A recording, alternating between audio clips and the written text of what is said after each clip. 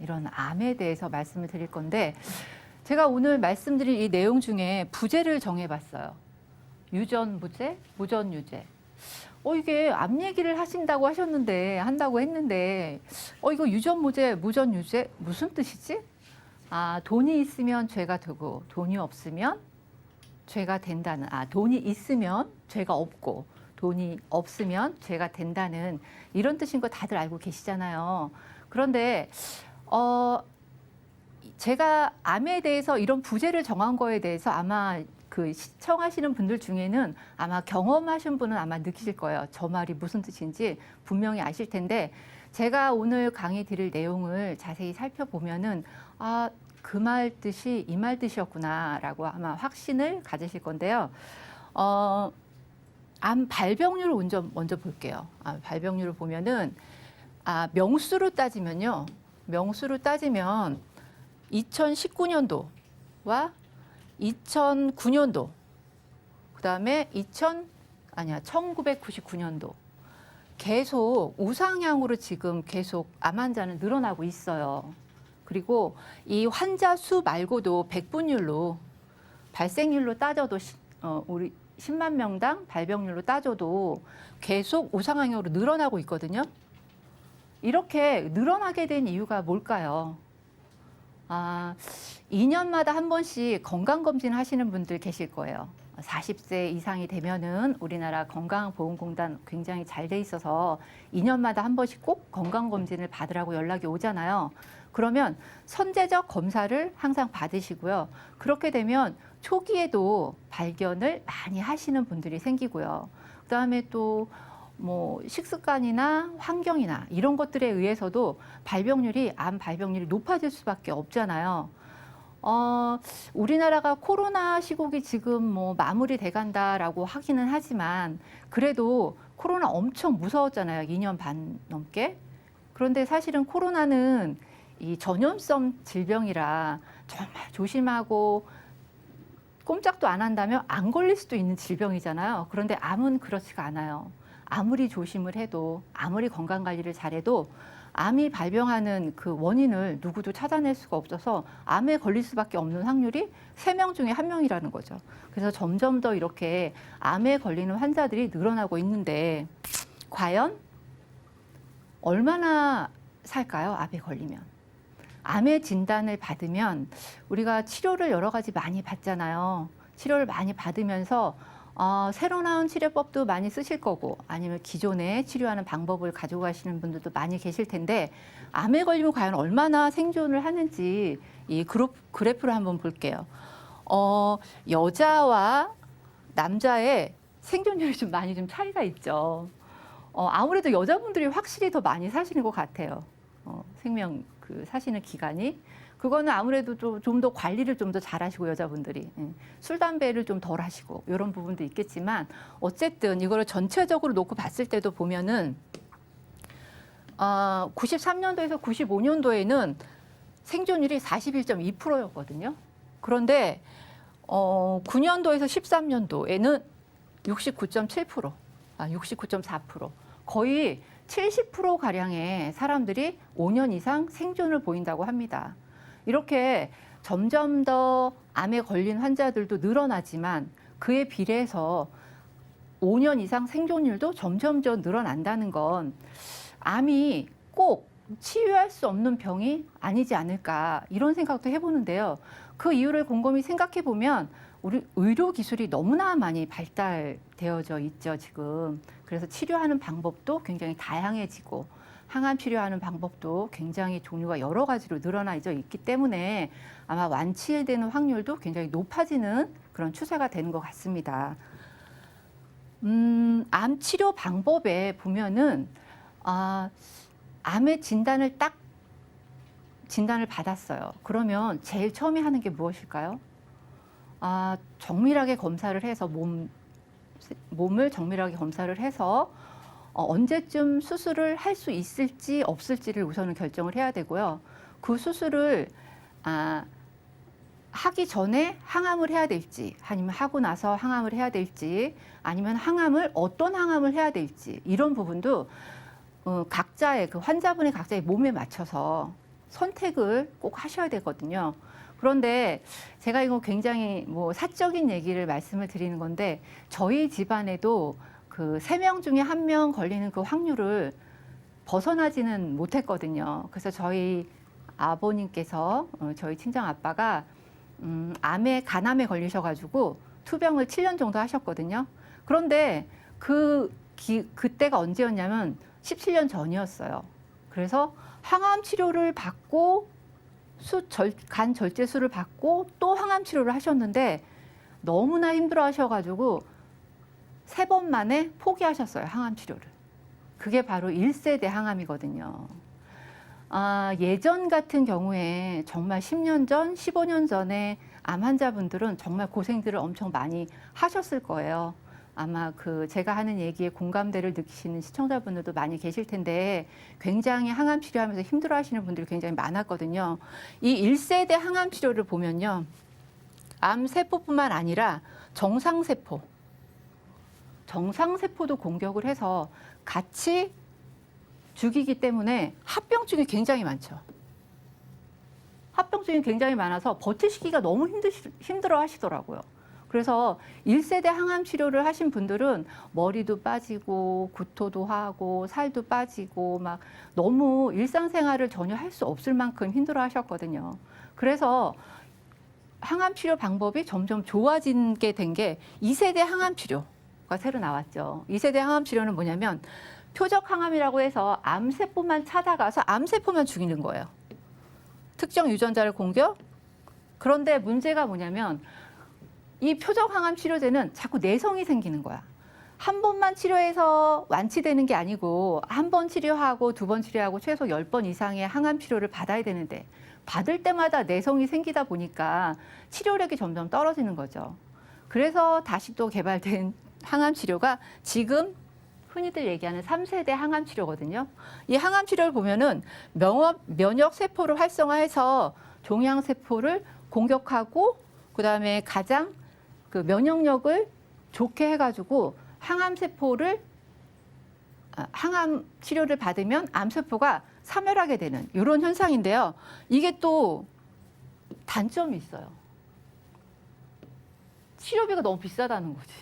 치료비가 너무 비싸다 보니까 치료를 받고 싶어도 못 받으시는 분들이 생길 수가 있어요. 그러면 우리가 치료를 받을 때 치료비가 얼마나 드는지 한번 그 내용도 좀 볼 텐데요.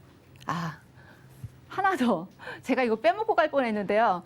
요 카티 항암 치료라고 해가지고 이 치료는 뭐냐면요. 최근에 나온 항암 치료예요. 제가 여태까지 말씀드리는 3세대 항암 치료는 고형의 암에 대한 치료거든요.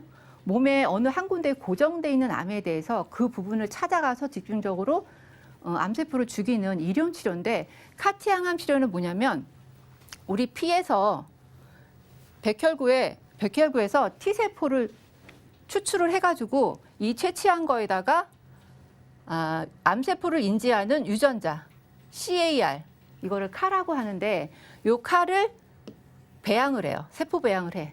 T세포에다가 세포 배양을 하면 이게 바로 카티 세포라고 하거든요. 이 카티 세포를 다시 혈액에 주입을 해요.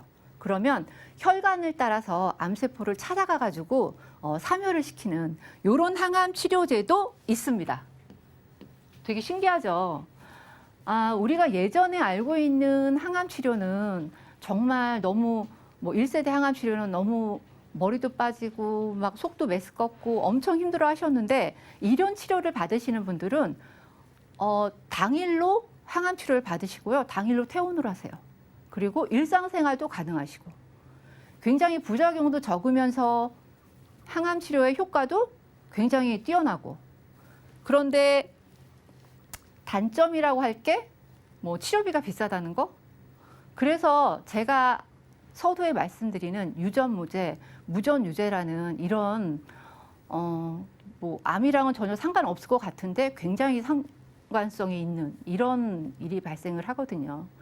제가 말씀드리는 저희 부모님 예시를 들어드린 것도 그때는 17년 전이었기 때문에 이런 좋은 치료제가 안 나왔기 때문에 이런 좋은 항암 치료가 안 나왔기 때문에 저는 유전무죄, 무전유죄에 해당되지 않았습니다. 그때는 돈이 아무리 있어도 치료할 방법이 없었을 때니까요. 하지만 지금은 아니거든요. 돈이 많으면 치료도 받을 수 있다. 완치도 될 수 있다. 이런 좋은 상황이 만들어질 수 있거든요. 그러면 암 치료비가 얼마나 드는지 한번 볼까요? 간암이 가장 치료비가 많이 들더라고요. 간암이 부동의 1위인데 가장 치료비가 6,600 정도 들고요. 췌장암은 6,300, 폐암은 4,600, 담낭암 4,200, 위암은 2,600. 근데 지금 말씀드리는 이 치료비가 과연 이것만 들까요? 그렇지 않죠. 저희가 경험해 본 결과도 이거는 통계를 낼 수 있는 자료거든요. 통계를 낼 수 있는 자료. 이 통계를 낼 수 있는 자료 이외에 간병인비도 들어갈 거죠. 생활비도 들어갈 거죠. 이렇게 하다 보면 비용이 어마어마하게 커지게 되거든요. 그래서 이렇게 비용 때문에 치료를 거부하는 사람들이 전체 13.7%의 환자들이 치료를 거부하는 이런 상황도 발생이 되는 거죠.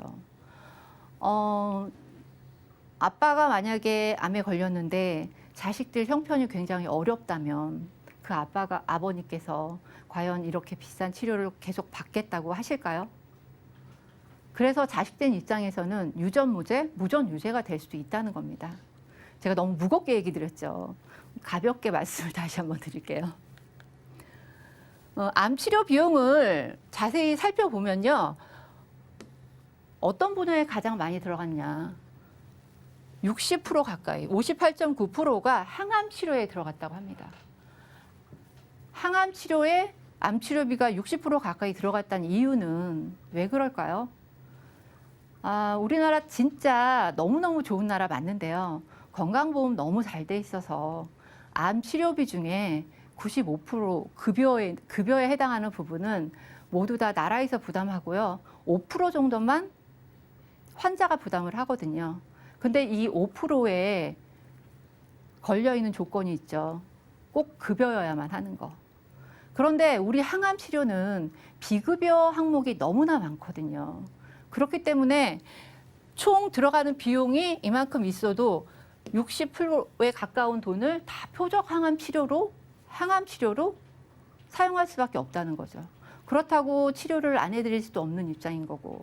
그러니까 이렇게 항암 치료에 대한 효과는 좋은데 비용이 비싼 이런 상황이 아마 많은 분들도 아시고 계실 텐데 혹여라도 우리나라 암보험 너무 많이 가입돼 있어서 지금 암보험 가입되신 분들 굉장히 많으실 거예요. 아마 1위로 암보험이 1위로 가입되어 있는데 그런데 암보험만 가입하신 분들은 한 번 더 체크를 해보시는 게 어떨까. 내가 과연 이렇게 항암 치료를 제대로 준비를 해놨나. 암에 치료하는 방법을 내가 모두 다 보장을 준비를 좀 해놨나. 이런 거는 확인을 좀 해보셔야 될 것 같아요. 그래서 표적항암제 비용이 과연 또 얼마나 비싸길래 표적항암 받을 수도 있지. 얼마나 비싸길래 이렇게 겁을 주는 거야. 이렇게 말씀하실 수도 있는데 그러면 치료비에 대해서 한번 살펴볼까요? 유방암에 걸려서 표적항암을 사용하시는 분들이 굉장히 많습니다. 페세타, 카세일라, 아바스탄 이런 이름도 참 생소하죠. 이런 약물들을 표적항암 약물들을 이거는 주사제거든요. 주사제를 몸에 투입을 하는데 한 번 투입하는데 400만 원, 500만 원, 180만 원 이렇게 들어가고요. 이게 한 번에 끝나는 거 아니잖아요. 이거를 6사이클, 6개월 동안 12.8개월 동안 23개월 동안 이렇게 계속 연거푸서 받으셔야 돼요. 이렇게 받는다면 총 들어가는 비용이 2,900에, 6,600에, 4,300에 이거는 항암 치료비만 얘기하는 겁니다. 총 치료 비용이 아니고요. 항암 치료만 말씀드리는 거예요. 그런데 이 치료를 안 받으실 수는 없잖아요. 그리고 폐암에 걸렸을 때 쓰는 약물은요. 젤코리 캡슐이나 자카디아 캡슐. 여기는 약물이에요. 약을 그냥 복용하시는 거거든요. 이런 복용하는 약도 너무나 비싸죠. 690, 720. 이렇게 큰 금액을 가지고 표적 항암 치료를 받으시다 보니까 비용이 어마어마하게 많이 들어가고요. 그리고 대장암에 걸렸을 때도 뭐 엘비룩스 일일이 제가 말씀을 못 드리겠는데 이렇게 말씀을 못 드리겠는데 이렇게 많은 금액들이 표적 항암 치료에 들어가는 겁니다. 그러니까 이거를 표적 항암 치료가 이렇게 많이 들어가는데 과연 이거를 그냥 제가 보험 전문가잖아요. 그냥 여기에서 끝난다면 보험 전문가가 아니겠죠. 이런 것들에 대한 것들을 보험으로 어떻게 준비를 할 수 있는지 이런 것도 말씀을 드릴 텐데 보험에서 준비할 수 있는 항암 치료가 굉장히 많이 늘어났어요. 예전에는 항암 치료비 아마 증권 열어보시면 아시겠지만 200 정도밖에 없으실 텐데 지금은 항암 방사선 약물 치료비 1,000만 원, 뭐 계속 받는 표적 항암 치료비 이것도 7,000만 원까지 준비 가능하시고요. 아까 말씀드린 카티 항암 치료비 이것도 5,000만 원. 뭐 표적 항암, 그다음에 양성자 방사선 치료비도 2,000, 세기 조절 방사선도 2,000, 그다음에 호르몬 치료비까지 이렇게 다양한 치료비를 보험으로서 준비해 가실 수 있고요. 이 다양한 치료비를 보험에서 준비할 수 있는데 제가 보험료까지는 말씀을 못 드리겠고요. 금액이 크다면 뭐 갈등이나 망설임이나 많이 있으실 텐데 커피 한 4잔 가격? 커피 한 일주일 정도 가격이면 이런 큰 보장들을 모두 다 준비해 갈 수 있을 만큼의 가능하거든요. 그러니까 이거는 뭐 몰라서 준비를 못 하겠지만 알면은 준비를 안 해갈 수 없는 상황이 될 겁니다. 암 환자는 3명 중에 1명이니까요. 제가 오늘 말씀드리는 내용 중에 마지막 장면인데요. 준비된 자가 성공한다. 이거는 이렇게 암보험 많이들 가입하고 계세요. 하지만 암 진단비만 가지고는 아마 커버가 다 안 되실 거예요. 다 적용이 안 되실 것 같으니까 표적 항암 치료비나 항암 치료비 자체를 세부적으로 나눠서 적당히 같이 가져가시면 저렴한 금액으로도 충분히 준비해 가실 수 있거든요. 그러니까 이렇게 준비해 가시면 어떨까 해서 표적 항암 치료에 대한 예시를 제가 좀 말씀드린 거고요. 주변에 아니면은 우리 식구들 중에 3명 중에 1명은 걸릴 수 있는 확률이 있는 거니까 꼭 한번 다시 확인을 해보시고 체크를 해보셨으면 좋겠습니다. 오늘 제가 말씀드린 내용은 여기까지입니다.